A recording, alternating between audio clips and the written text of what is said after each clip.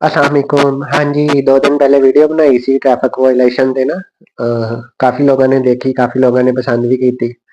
ਉਹਦੇ ਰਿਲੇਟਿਡ ਹੀ ਨਾ ਮੈਂ ਟਿਕਟੌਕ ਤੇ ਵੀਡੀਓਜ਼ ਦੇਖ ਰਿਹਾ ਸੀ ਤੇ ਉਹ ਮੈਂ ਸਕਰੋਲ ਕਰਦੇ ਕਰਦੇ ਨਾ ਇੱਕ ਵੀਡੀਓ ਮੈਨੂੰ ਨਜ਼ਰ ਆਈ। ਇੱਕ ਚਮਚੜਿਕ ਜਿਹੀ ਸੀਗੀ ਤੇ ਉਹਨੇ ਵੀਡੀਓ ਬਣਾਈ ਹੋਈ ਕਹਿ ਕੀ ਰਹੀ ਜੀ, ਉਹ ਟ੍ਰੈਫਿਕ ਵਾਇਲੇਸ਼ਨ ਤੇ ਲੋਕਾਂ ਤੇ ਪਰਚੇ ਕਰ ਰਹੀ ਹੈ ਨਾ ਗਵਰਨਮੈਂਟ। ਉਹ ਇਸ ਲਈ ਕਰ ਰਹੀ ਹੈ ਕਿਉਂਕਿ ਗਵਰਨਮੈਂਟ ਦੇ ਜਿਹੜੇ ਲੋਕ ਹਨ ਉਹਨਾਂ ਤੇ ਵੀ ਪਰਚੇ ਸੀਗੇ 2-4 ਸਾਲ ਪਹਿਲੇ, ਤੇ ਉਹ ਚਾਹੁੰਦੇ ਕਿ ਸਾਰੇ ਇੱਕ ਬਰਾਬਰ ਹੋ ਜਾਣ।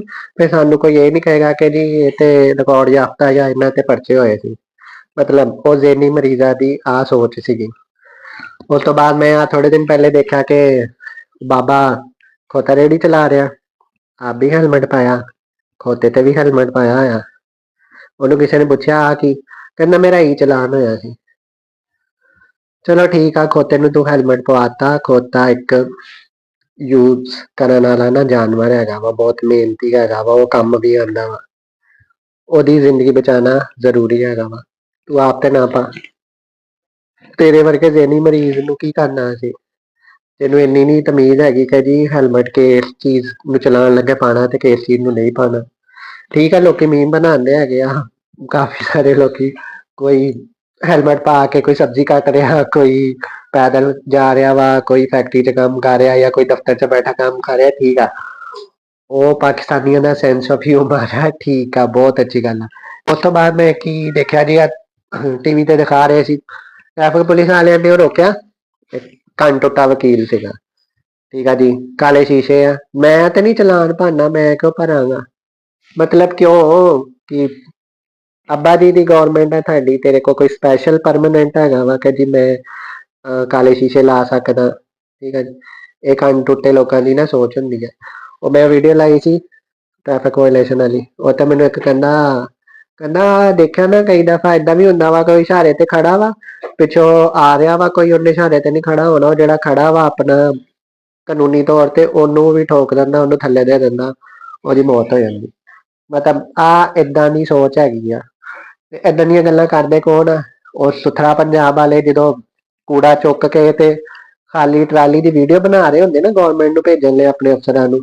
ਏਦਾਂ ਦਾ ਬੰਦਾ ਫਰੇਮ 'ਚ ਆ ਜਾਵੇ ਨਾ, ਤੈਨੂੰ ਪਤਾ ਲੱਗ ਗਿਆ ਮੇਰੀ ਵੀਡੀਓ ਬਣ ਰਹੀ, ਐਵੇਂ ਜੇਬ 'ਚ ਮੋਬਾਇਲ ਕੱਢ ਕੇ ਤੇ ਏਦਾਂ ਕੰਨ ਨੂੰ ਲਾ ਲੇਗਾ ਮੇਰੀ ਵੀਡੀਓ ਬਣ ਰਹੀ ਆ। ਇਸ ਕਰਕੇ ਨਾ ਮਤਲਬ ਏਦਾਂ ਦੀ ਸੋਚ ਹੁੰਦੀ ਹੈ ਇਹਨਾਂ ਦੀ। ਹੁਣ ਬੰਦਾ ਇਹਨਾਂ ਨੂੰ ਕੀ ਕਵੇ ਕਿ ਜੀ ਕੀ ਕਰ ਸਕਦੇ ਤੁਸੀਂ।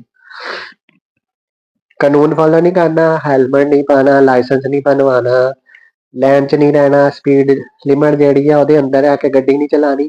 ਲੇਕਿਨ ਏਦਾਂ ਦੀਆਂ ਇਹਨਾਂ ਕੋਲ ਜ਼ੇਨੀ ਮਰੀਜ਼ਾਂ ਵਾਲੀਆਂ ਹਰਕਤਾਂ ਜਿੱਦਾਂ ਦੀਆਂ ਮਰਜ਼ੀ ਕਰਵਾ ਲਓ।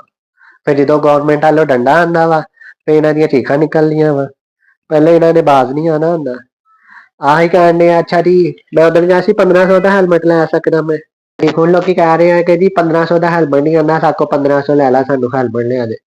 ਜਦੋਂ ਮਹੀਨਾ ਪਹਿਲੇ 1500 ਦਾ ਦੇਣ ਡਏ ਸੀਗੇ ਹੈਲਮਟ, 1000 ਦਾ, 1500 ਦਾ, 2000 ਦਾ, ਤੇ ਗਵਰਨਮੈਂਟ ਸਿਰਫ ਮੂੰਹ ਨਾਲ ਕਹਿੰਦੀ ਸੀ ਕਿ ਹੈਲਮਟ ਪਾਇਆ ਕਰੋ। ਉਦੋਂ ਤੁਹਾਡੀ ਕਿਹੜੇ ਬੇਲਣੇ 'ਚ ਬਾਂਹ ਆਈ ਸੀ ਕਿ ਤੁਸੀਂ ਉਹ 1500 ਦਾ ਪੀਜ਼ਾ ਖਾ ਲੈਣਾ ਵਾ, ਹੈਲਮਟ ਨਹੀਂ ਲਿਆਉਣਾ ਹੈਗਾ।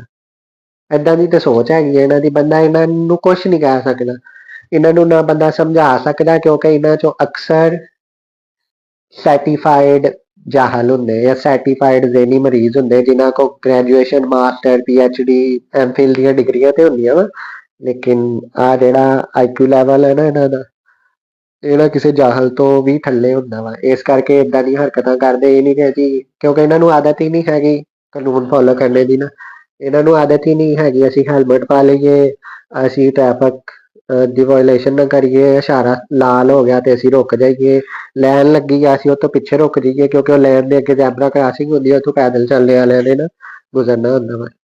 ਏਦਾਂ ਦੀ ਸੋਚ ਨਹੀਂ ਹੈਗੀ। ਲੇਕਿਨ ਜਦੋਂ ਡੰਡਾ ਚੜ੍ਹਦਾ ਵਾ ਫੇਰ ਥੋੜਾ ਥੋੜਾ ਕਰਕੇ ਸੈੱਟ ਹੁੰਦੇ ਆ। ਅੱਜ ਕੱਲ ਡੰਡਾ ਚੜਿਆ ਹੋਇਆ ਵਾ ਤੇ ਇਹਨਾਂ ਨੇ ਏਦਾਂ ਹੀ ਸੈੱਟ ਹੋਣਾ ਵਾ ਕਿਉਂਕਿ ਓਦਾਂ ਇਹ ਸਮਝਣ ਵਾਲੇ ਨਹੀਂ ਹੈ।